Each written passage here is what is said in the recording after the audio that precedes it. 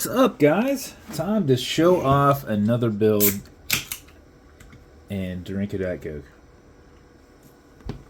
So, this is one of the skeleton dial builds. This is an NH70. I believe this is build number 5.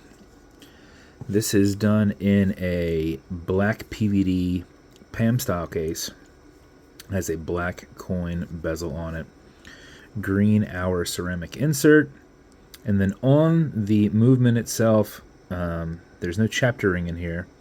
This is a minute ring that's actually on the dial itself, which is actually easier than you think to get on there. So you just basically align the crown into the movement, and then you can mark off your 3 and then get it placed on there and just make sure it's evenly spaced. So sounds a little crazy when I got it, but popped it on, popped it back off, and looks nice. Sapphire crystal on here. You've got a set of silver hands with green tips, and then kind of a charcoal seconds hand that matches this. I don't know what to call it because it's not a chapter ring. It's a dial ring. I don't know. It's something, right? So black PVD case,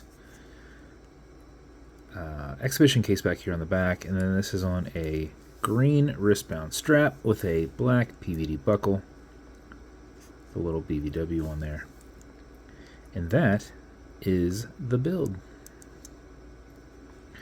As with every build,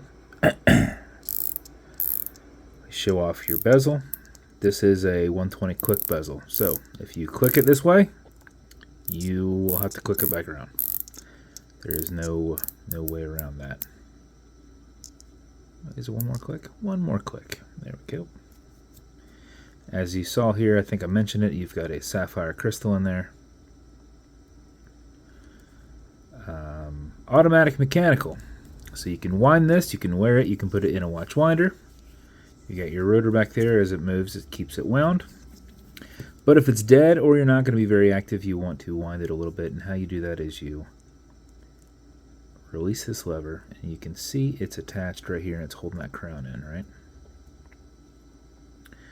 When you move it here, you can now wind your watch. You'll feel it clicking. You'll kind of feel a little bit of a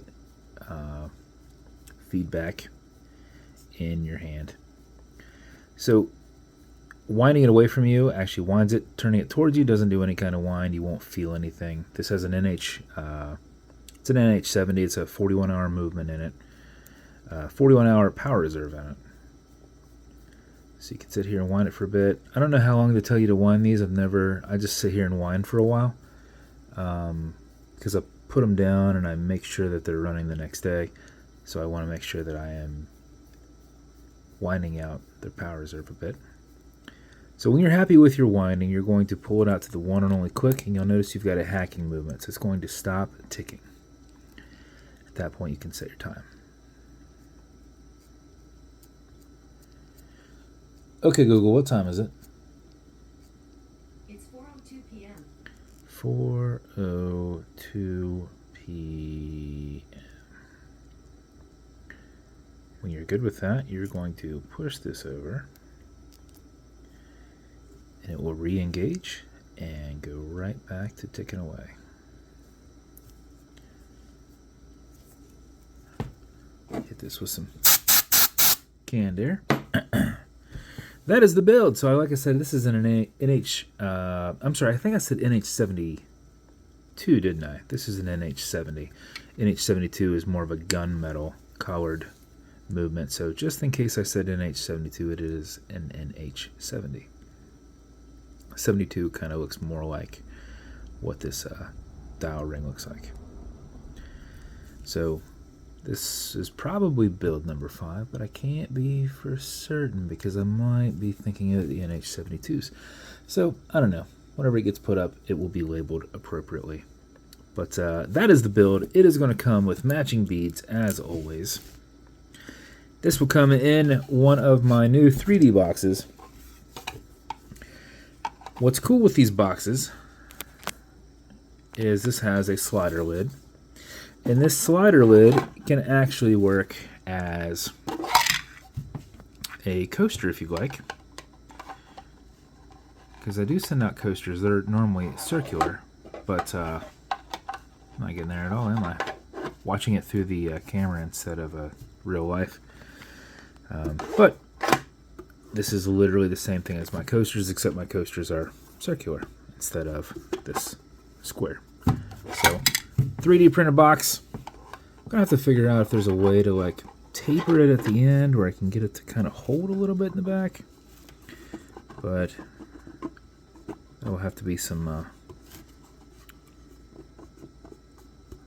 layout writing or something on this to get that to either do a little lip, or I don't want to have to drill in and add a magnet, but that's what I've done on the treasure boxes. But with the wood ones, when I did these slider boxes, it wasn't too terrible because they would swell a little bit. You could sand down to where they relatively were kind of tight going on, but you would still have some friction. These are, there's not really a way to print these where they're rubbing against each other, so I have to add a little tab or something on these. But 3D printed box. This will come with watch foamer. This is a cleaner for the watch. It's good for everything here in the center. Non-streaking, non-toxic, non-residue, as well as a microfiber. You're also going to get leather conditioner to keep this strap perfectly soft. If you ever feel that it's not, apply it on the front and back, let it soak in, remove any excess. This will keep it pliable. And then lastly, actually that is last. You don't need anything else for it.